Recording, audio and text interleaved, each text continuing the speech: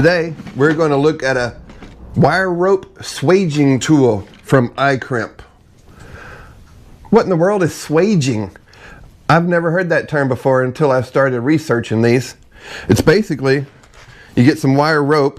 This is 1/16 little thin rope here, and you get your loop in it, use a little ferrule, you crimp down there, it makes a loop, and you use it to do whatever you use it for. Let's just get over here a little closer. Let me open this up and take a look what they sent. It comes in this nice little molded plastic case.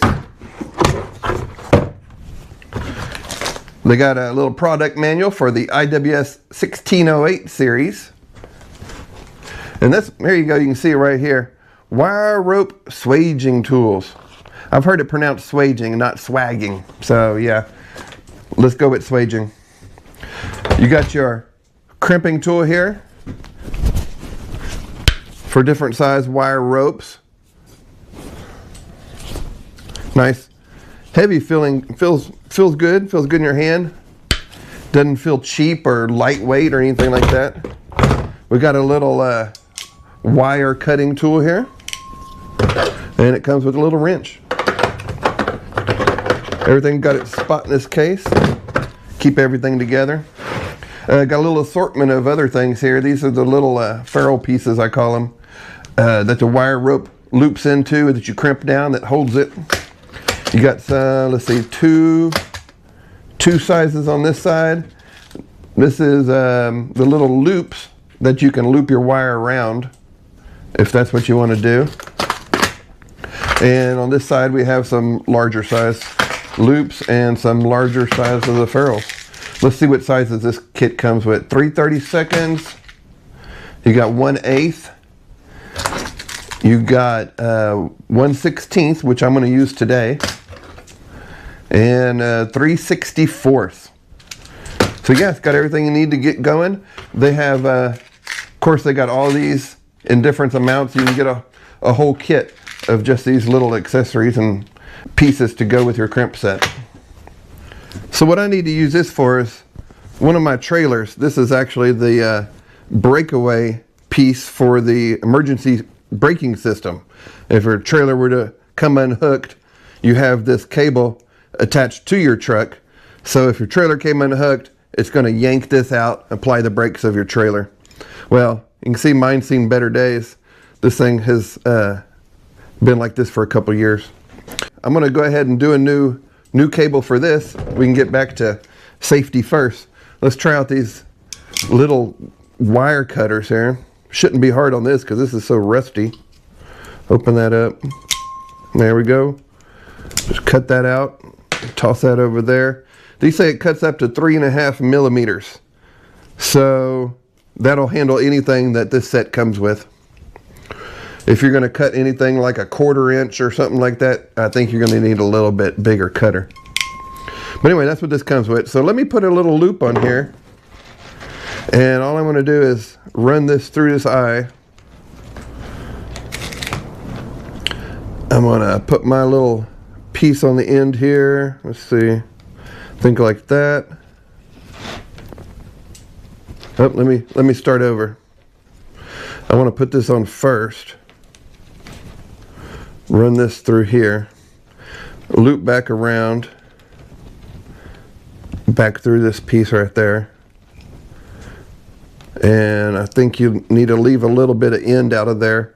I believe from what I read, about the width of your connector here is how much rope you want sticking out the end. And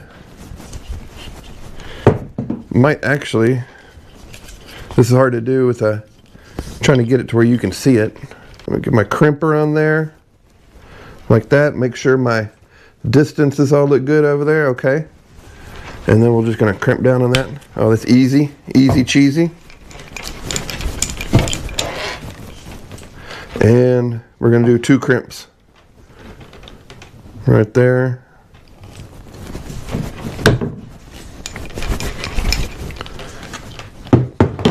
Boom, done. Look at that. That is easy. There are so many uses for this wire cable. So I'm going to pull out probably about 3 feet or so.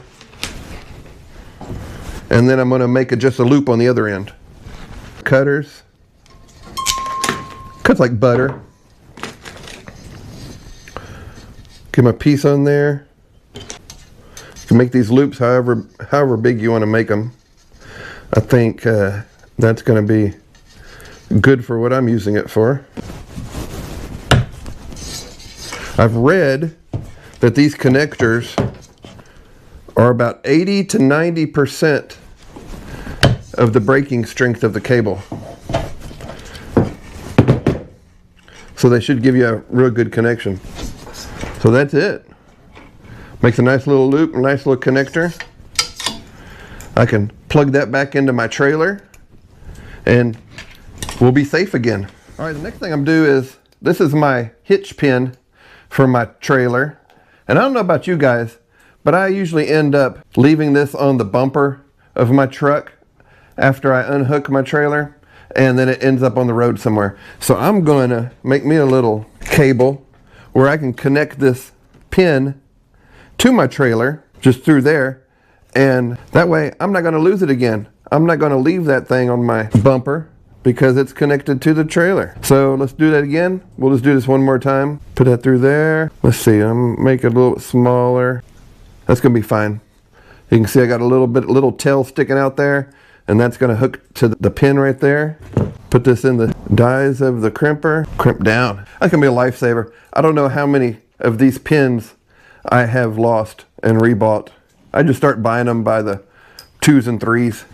And then, so I'll just give me a little length here, not too long so it's dragging or anything. Cut it, make me another loop. Let me recut that. It was kind of frayed and didn't want to go in there. All right, let's see, make that a little bit bigger. There we go. If I'm not trying to do this in front of a camera, it would go a lot smoother. Crimp down on there. Man, this is, there we go.